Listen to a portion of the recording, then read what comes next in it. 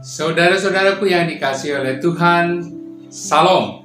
Selamat pagi, sungguh sukacita kita bisa berjumpa kembali di dalam sarapan rohani Gereja Kristen Protestan Bali Jemaat Dalang Ningtyang. Hari ini hari Sabtu tanggal 5 Februari 2022. Sebelum kita melanjutkan segala kegiatan dan aktivitas kita pada hari ini, mari kita renungkan firman Tuhan, mari kita mendasari kehidupan kita dengan kebenaran firman Tuhan. Namun sebelumnya mari kita berdoa, kita mohon lawatan dan tuntunan Roh Kudus sehingga kita dimampukan untuk memahami kebenaran firman Tuhan yang sungguh luar biasa. Mari kita berdoa. Terpujilah namamu ya Allah Bapa di dalam surga, dalam nama Tuhan Yesus Kristus yang kami amini sebagai Tuhan dan Juru Selamat kami. Kami bersyukur, berterima kasih Tuhan, Engkau memelihara kami, Engkau menyertai kami ketika kami beristirahat tadi malam, sehingga pagi hari ini anugerah hari baru pemberian-Mu dapat kami nikmati. Terima kasih Tuhan atas kesehatan, kekuatan yang Engkau berikan bagi kami hingga kami siap untuk melanjutkan kehidupan kami, melaksanakan tugas, kewajiban, tanggung jawab kami pada hari ini. Namun ya Tuhan, sebelum kami memulai segala kegiatan dan aktivitas kami rindu mendasari kehidupan kami hari ini dengan kebenaran firman-Mu. Biarlah firman-Mu Tuhan sungguh-sungguh menjadi dasar kami, sehingga kami sungguh-sungguh bisa menjadi anak-anak-Mu, anak-anak kepunyaan-Mu. Roh Kudus kiranya melawat kami masing-masing sehingga kami dimampukan untuk memahami kebenaran firman-Mu yang luar biasa. Berfirmanlah ya Tuhan, karena kami anak-Mu telah siap untuk mendengarkannya. Dalam nama Tuhan Yesus Kristus kami berdoa. Amin. Saudara-saudaraku yang dikasihi oleh Tuhan kita Yesus Kristus, pagi ini firman Tuhan yang akan mendasari kehidupan kita diambil dari kitab Mazmur 33 ayat 12. Demikian firman Tuhan. Berbahagialah bangsa yang Allahnya ialah Tuhan, suku bangsa yang dipilihnya menjadi miliknya sendiri. Dari Galatia 4 ayat 6 sampai dengan 7, karena kamu adalah anak, maka Allah telah menyuruh roh anaknya ke dalam hati kita yang berseru ya Aba ya Bapa. Jadi kamu bukan lagi hamba, melainkan anak. Jikalau kamu anak, maka kamu juga adalah ahli-ahli waris oleh Allah. Saudara-saudaraku yang dikasihi Tuhan, berbahagialah kita semua yang senantiasa merenungkan firman Tuhan, terlebih melaksanakannya di dalam kehidupan kita setiap hari. Firman Tuhan pada pagi hari ini diberikan judul Kita Tidak Sendirian Karena Kita Ini Milik Kepunyaan Allah. Saudara-saudaraku yang dikasihi Tuhan, pernahkah kita merasa sendiri? Atau pernahkah kita merasakan kesendirian? Sendiri bisa secara fisik, bisa juga secara psikis atau secara mental. Sendiri secara fisik artinya memang tidak ada orang di sekitar kita yang bisa menemani kita, yang mendukung kita ataupun menolong kita. Itu sendiri secara fisik, atau sendiri secara psikis, secara mental. Meskipun kita berada di tengah keramaian, banyak orang yang ada di sekitar kita, tapi hati kita terasa sendiri, hati kita terasa kosong. Seakan-akan tidak ada yang bisa menolong kita, padahal kita berada di kesendirian. Bapak Ibu yang dikasihi Tuhan, kesendirian ini tentu akan terasa lebih menyakitkan, lebih menyesakkan manakala kita mengalami sebuah pergumulan ataupun kita sedang menghadapi sebuah permasalahan dalam kehidupan kita. Tentu kesendirian ini akan terasa lebih menyesakkan.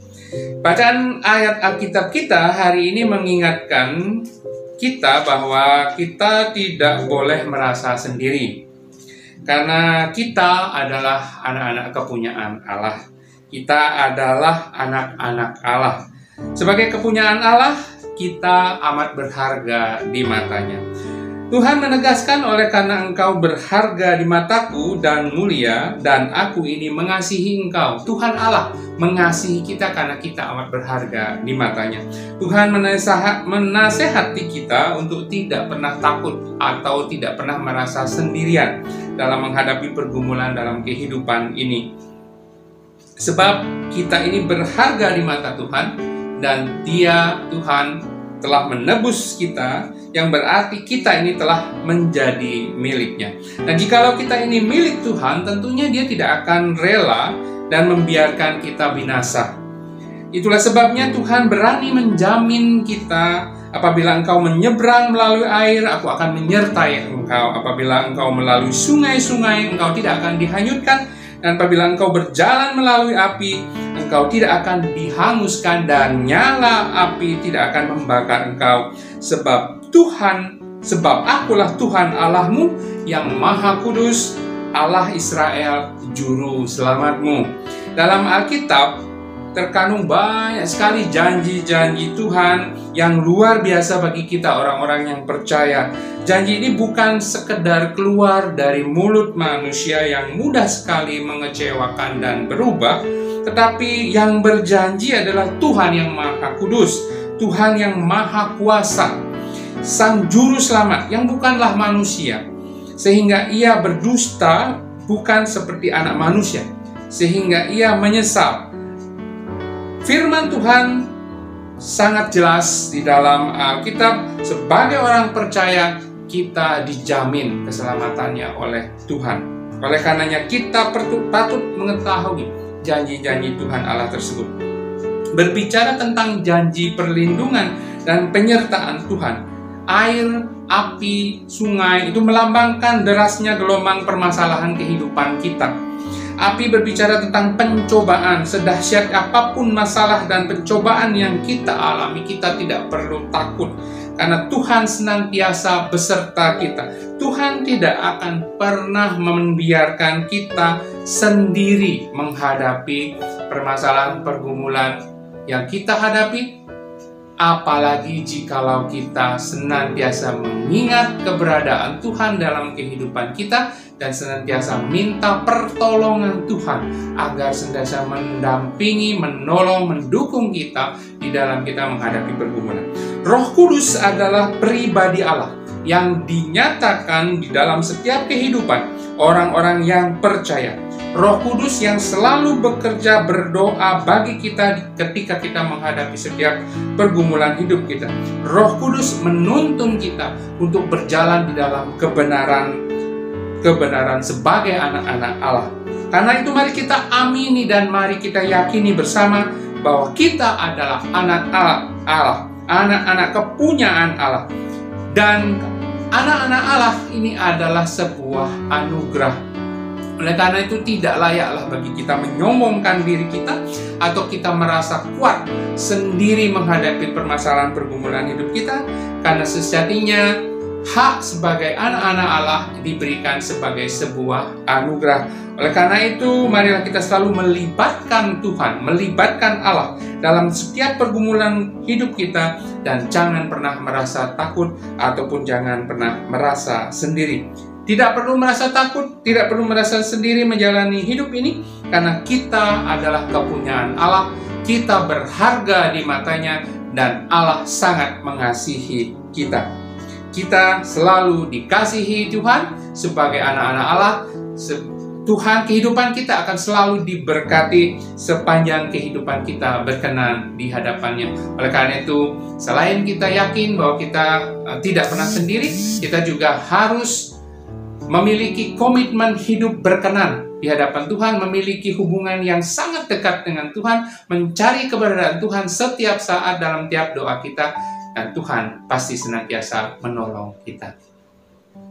Amin. Kita berdoa. Terima kasih Tuhan, firman-Mu yang sungguh luar biasa yang boleh kami renungkan pada pagi hari ini. Kiranya ini menjadi rema dalam hati kami masing-masing Tuhan, sehingga kami siap menghadapi segala pergumulan permasalahan kehidupan kami hari ini. Dan kami percaya ya Tuhan, Engkau ada bersama dengan kami, Engkau tidak akan meninggalkan kami, Engkau tidak akan membiarkan kami sendiri karena kami anak-anak-Mu. Terima kasih atas anugerah yang luar biasa ini Tuhan, kiranya Engkau menolong kami, menjaga komitmen hidup kami untuk hidup berkenan di hadapan-Mu, sehingga anugerah-Mu, berkat-berkat-Mu nyata di dalam kehidupan kami, serta ajar kami untuk selalu mengucap syukur Tuhan atas penyertaan dan perlindungan Tuhan dalam kehidupan kami. Terima kasih Tuhan, di dalam nama Tuhan Yesus Kristus kami berdoa.